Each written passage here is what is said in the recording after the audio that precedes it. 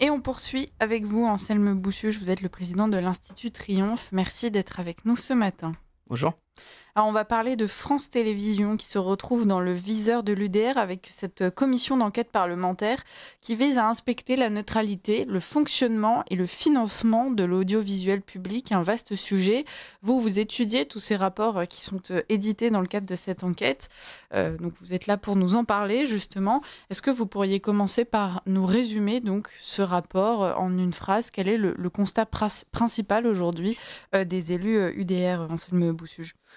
Oui, alors déjà, je tiens à saluer l'initiative du groupe EDR qui est porté par le groupe. Je pense qu'il est évidemment essentiel de rappeler que dans le cadre des finances publiques et dans le cadre de l'argent des Français, parce que c'est de l'argent public, il faut inspecter avec la plus grande attention tous ces services, et notamment France Télévisions.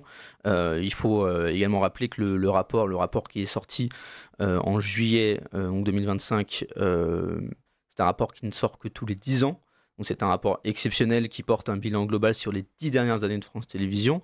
Et malheureusement, c'est un rapport dont on n'a que trop peu entendu parler, alors qu'il parle, et on va en parler longuement, de grandes failles au sein de l'institution de France Télévisions. Donc je suis heureux que déjà que des groupes parlementaires puissent se saisir de la question de France Télévisions. Alors je pense qu'ils vont évidemment parler des coûts d'infrastructure qui sont importants, même si l'initiative de cette commission, il faudra en parler avec le groupe UDR. Je crois que c'est plutôt effectivement porté sur la neutralité politique, qui est déjà un problème en Mm. soi. Et donc aujourd'hui, on va peut-être un peu plus parler des problèmes économiques, parce que c'est malheureusement ce que relève la Cour des comptes. En un mot, je vais essayer de prendre des pincettes. Je dirais que le bilan est contrasté, pour pas dire catastrophique. Effectivement, alors, l'entreprise salue effectivement une certaine une bonne mutation éditoriale et numérique. J'ai envie de dire heureusement avec tout l'argent qui est injecté. Mais j'ai rarement lu de rapport de la Cour des comptes qui alerte autant d'un point de vue financier. La situation la situation financière et la situation sociale est extrêmement critique dans l'entreprise, notamment à cause d'un cadre social qui est figé depuis plus de 10 ans et qui permet de toute façon pas de maintenir des coûts à peu près normaux pour une infrastructure aussi grande. Et donc, ce que dit peu ou prou la Cour des comptes, c'est que la situation est critique et que si l'entreprise publique souhaite ne pas couler rapidement, c'est-à-dire d'ici un an, il faut évidemment prendre des mesures qui soient plus que drastiques. Mm. Quand vous nous parlez de cadre social figé, est-ce que vous pourriez nous expliquer un peu ce que c'est et qu'est-ce que la Cour des comptes reproche exactement à France Télévisions? Alors, elle reproche tout un tas de choses, évidemment, toujours en prenant des pincettes. Il faut comprendre qu'en 2009, on a eu la volonté de fusionner donc France 2, France 3, France 4, France 5 pour faire une grande holding qu'on appelle du coup aujourd'hui France Télévisions. L'objectif était effectivement de réduire les coûts en mutualisant toutes ces infrastructures. Donc ça, c'était en 2009. Et en 2013, dans le cadre de ces transformations, donc France Télévisions a signé pardon, un accord collectif qui régit de manière globale à peu près tout ce qui se trouve et tout ce qui se fait dans France Télévisions, c'est-à-dire qu'on a délimité un certain nombre de métiers, a priori 160 métiers, et que ce sont uniquement les métiers qui peuvent être exercés, par exemple dans le cadre d'un CDI au sein d'institutions.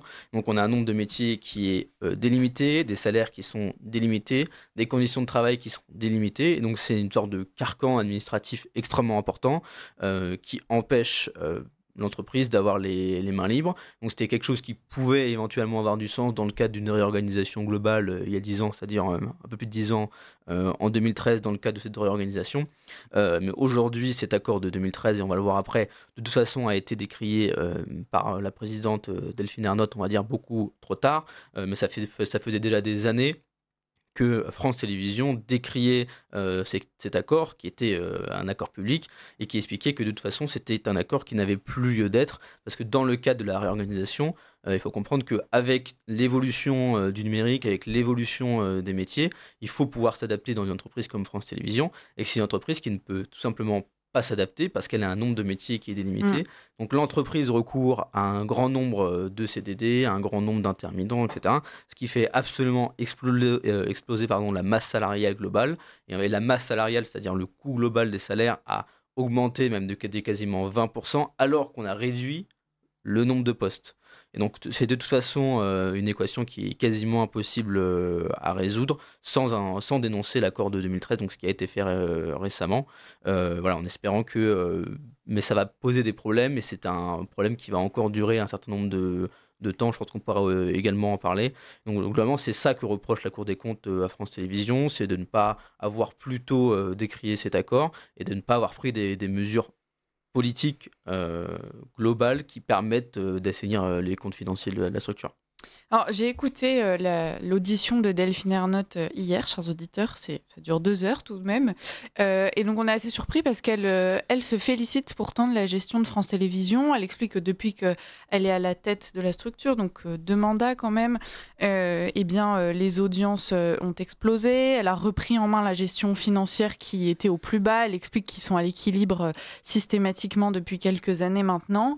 Bon, et il y a quand même un décalage entre ce rapport de la Cour des comptes et la façon dont Delphine Ernotte présente les choses. Effectivement, et c'est extrêmement important de comprendre ça. Alors j'ai envie de dire, effectivement, les audiences sont très bonnes, quasiment plus de 30% de part d'audience. France TV, la plateforme numérique, est un vrai succès, tout comme France Info, etc. Mais j'ai envie de dire, encore une fois, heureusement, vu la masse extrêmement conséquente d'argent qui est apportée à la structure. Donc on a des dizaines et des dizaines de millions d'euros qui sont apportés par l'État tous les ans. Donc il est normal qu'il y ait on va dire, des audiences qui soient relativement bonnes, mais la situation économique est par contre beaucoup moins bonne. Delphine Ernotte joue sur le fait que effectivement la situation a été non pas bonne mais stable depuis 2 ans. Grâce à quoi? Tout simplement grâce aux Jeux Olympiques qui ont apporté, grâce à la publicité, une manne financière absolument très très conséquente, et qui a donc permis dans les 2 dernières années d'être relativement, j'ai bien relativement, à l'équilibre. Il n'empêche que dans les dernières années, en dehors de l'année 2024 avec les Jeux Olympiques, la situation s'est dégradée fortement. On cumule plus de 81 millions d'euros de pertes nettes. Les capitaux propres de l'entreprise ont fondu de 294 millions à 169 millions. Et la Cour des comptes alerte. Il n'empêche que même si c'est une entreprise publique, elle est régie par le Code du commerce.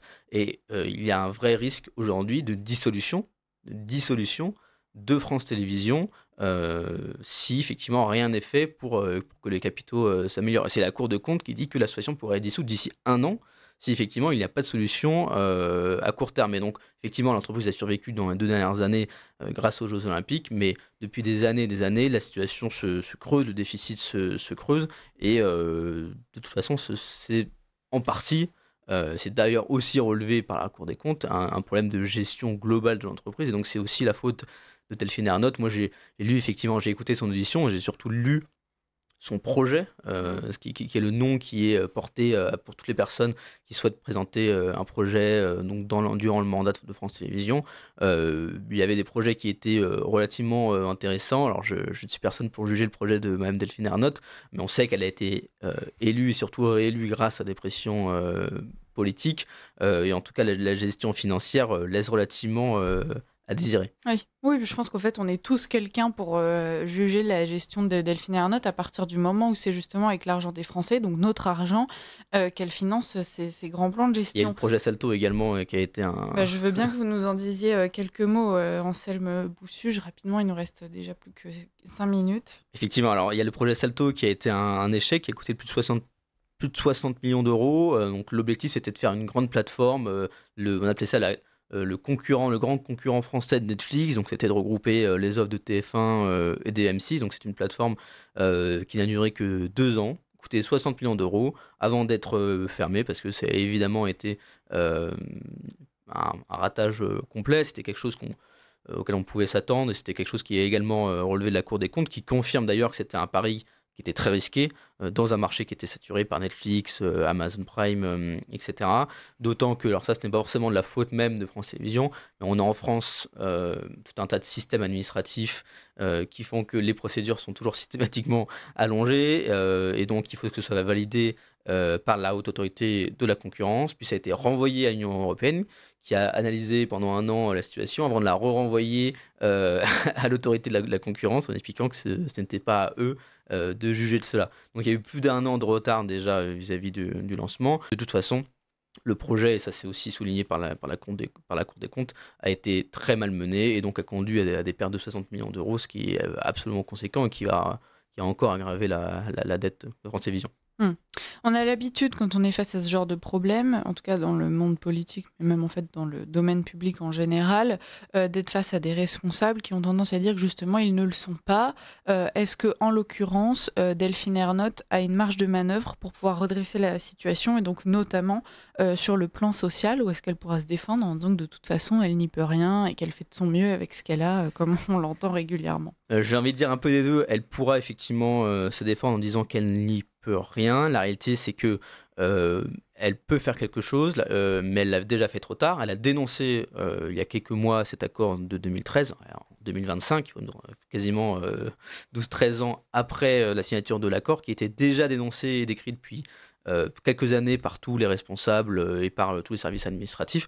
Donc elle l'a enfin fait, ce qui est relativement courageux parce que dans une entreprise publique, c'est très rare de dénoncer des accords collectifs de ce type-là.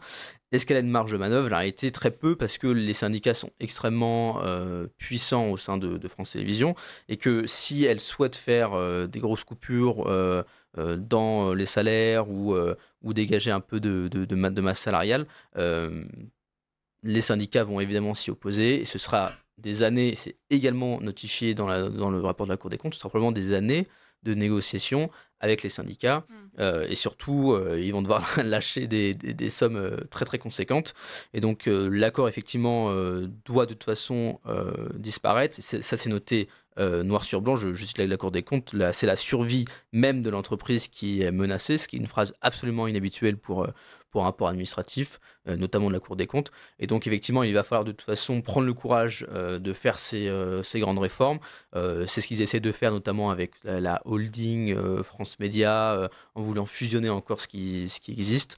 Mais en tout cas, je souhaite beaucoup de courage à Delphine Ernotte, mais voilà, il faut aussi rappeler que c'est parce qu'elle a dénoncé trop tard cet accord et qu'elle n'a pas voulu prendre la responsabilité politique de se mettre à dos les syndicats qu'on est aujourd'hui dans cette situation.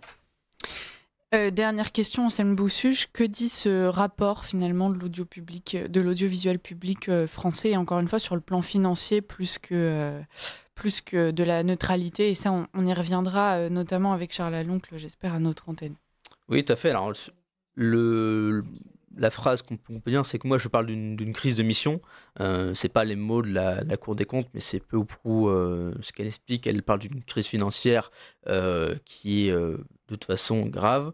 Moi je parle d'une crise de mission parce que il faut toujours rappeler que c'est un service public, c'est de l'argent public et que le rôle de France Télévisions, c'est de se demander comment est-ce qu'on